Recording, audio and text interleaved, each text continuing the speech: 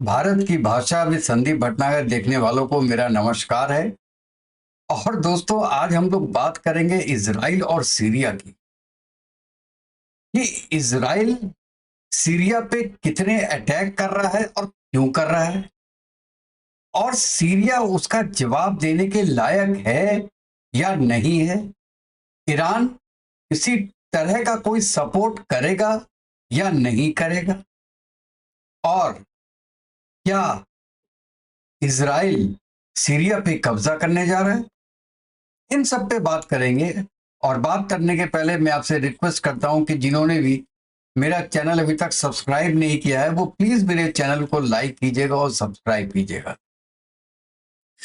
तो दोस्तों, पिछले 48 घंटे में 480 स्ट्राइक की है इजराइल ने सीरिया के ऊपर, और उनके 1400 टारगेट्स को डिस्ट्रॉय कर दिया है।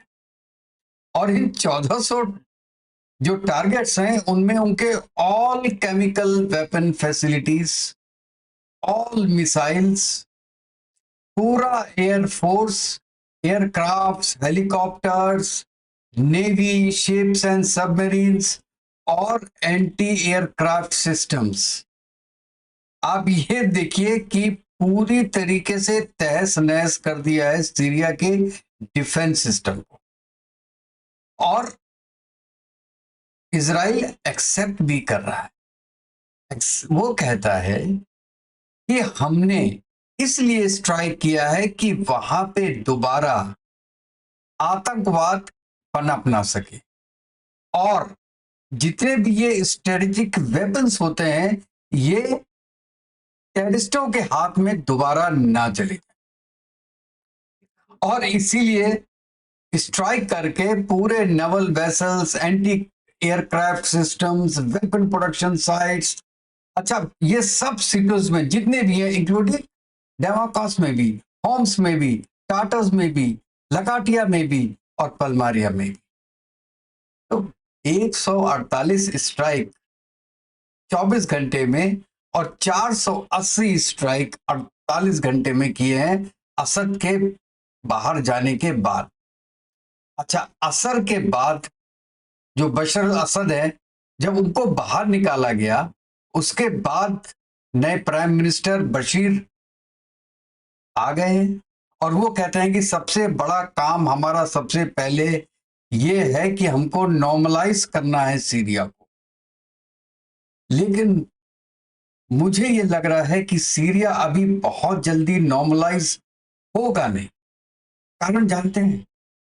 कारण ये है कि जितने भी ये 5 या 6 ग्रुप थे, आप अगर ग्रुप्स के बारे में डिटेल में जानना चाहते हैं तो मेरा इससे पहले का एक वीडियो देखिएगा। उसमें मैंने पूरा डिटेल से बताया कि वो कौन से 6 ग्रुप्स हैं जिनको मिला के एक ये फ्रंट बना है, और एक तरीके से इन्होंने असद को सीरिया से बाहर निकाल दिया। अब इनकी आपस में लड़ाई शुरू होगी,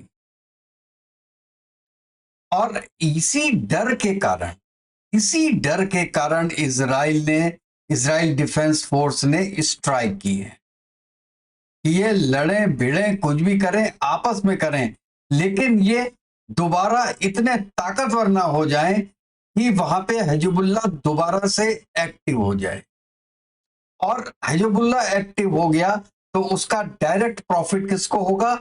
ईरान को, और एक इनडायरेक्ट सेंस में रशिया को।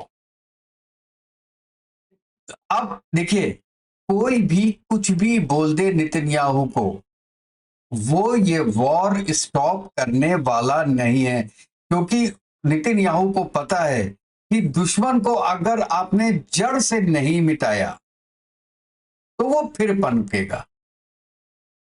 उसके बीज अगर पड़े रहेंगे ना पेड़ के, तो पौधा फिर उगेगा। इसलिए नेतन्याहू चाह रहा है कि इस बार जैसे तैसे करके हमास को बिल्कुल ही सपाट कर दे। हो सकता है 100-200 फाइटर और बच्चे हो उसके पैलेस्टाइन में, उसको खत्म करे। इसलिए देखिए, गाजा में लगातार स्ट्राइक कर रहा है, वहां से कोई रिस्पॉन्स नहीं है। कोई काउंटर अटैक नहीं हो रहा है इजराइल के ऊपर, लेकिन वो बंदा कर रहा है। क्यों कर रहा है? इसलिए कर रहा है कि अभी कर लो, बाद में एक बार शांति वार्ता हो गई तो उसके बाद मौका मिलेगा या नहीं मिलेगा, हमें कुछ नहीं पता। आज के दिन में हजबुल्ला डाउन एंड आउट है, क्योंकि उसके ज्यादातर लीडर्स मारे जा चुके हैं, लेकिन उसका भी कोई अंत नहीं है। वो फिर उठ खड़े होंगे और फिर इजराइल के अगेंस्ट करेंगे। फिर क्या करेगा इजराइल? तो इसके लिए वो कह रहा है कि वंस फॉर ऑल, एक बार में ही खत्म करो, पूरी कहानी खत्म कर दो एक बार में। और सबसे बड़ी इनकी जो हाउसिंग की केमिकल वेपन्स की फैक्ट्रीज थी, वो भी खत्म कर, लॉन्ग रेंज मिसाइल भी खत्म कर। कल को कोई भी ये जो लॉन्ग रेंज मिसाइल्स वगैरह हैं, ये जो ये टेररिस्ट हैं, इनके हाथ में ना आ जाए। अब हमको दोस्तों, जो अपने मेन टॉपिक पे हम आते हैं कि करीब 20% सीरिया आज के दिन में इजराइल के कब्जे पे है। और आप एक बात जानते हो, इजराइल का टोटल एरिया करीब 22,000 स्क्वायर किलोमीटर्स है और सीरिया का है 185,000 स्क्वायर मीटर। मतलब कि ये है कि सीरिया का एरिया इजराइल के एरिया से 9 गुना बड़ा है, 9 टाइम्स। अब आपको क्या लगता है कि इजराइल पीछे जाएगा? जो 20% सीरिया को उसने कवर कर लिया और हल्के हल्के सेनाएं उसकी अंदर घुस रही हैं, डेमसॉस पर भी आ रही हैं सेनाएं, उसके पास भी पहुंच गई हैं। तो क्या ये एक वृहद इजराइल का सपना तो नहीं देखने देती आप कि उस एरिया को भी अपने एरिया में मिला देंगे? उधर गाजा की हालत और खराब है, वो गाजा को भी एक तरीके से अपने में मिलाने के चक्कर में है। तो ऐसा तो नहीं है कि ये एक एक्सपेंशन प्लान है इजराइल का, जिससे कि कुछ एरिया वो सीरिया का, कुछ एरिया वो पैलेस्टीन का लेके और अपने को एक, इसको कहते हैं इजराइल, एक्सटेंडेड इजराइल बना देगा। मुझे कुछ इसकी भनक लग रही है। और जब तक ट्रंप है, इसका मतलब they have 4 years with them. 4 साल में नब्ते नाबूद कर देगा ये ईरान को। सीरिया तो लगभग हो ही गया है और पैलेस्टाइन भी लगभग हो ही गया है।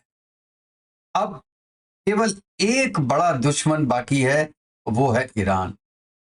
अगर ईरान के पास न्यूक्लियर कैपेबिलिटीज हैं, जो कि वो कहता है, तब तो मुश्किल है।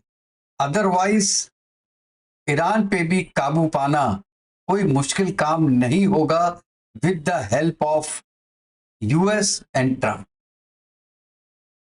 और अगर दोस्तों ये हो जाता है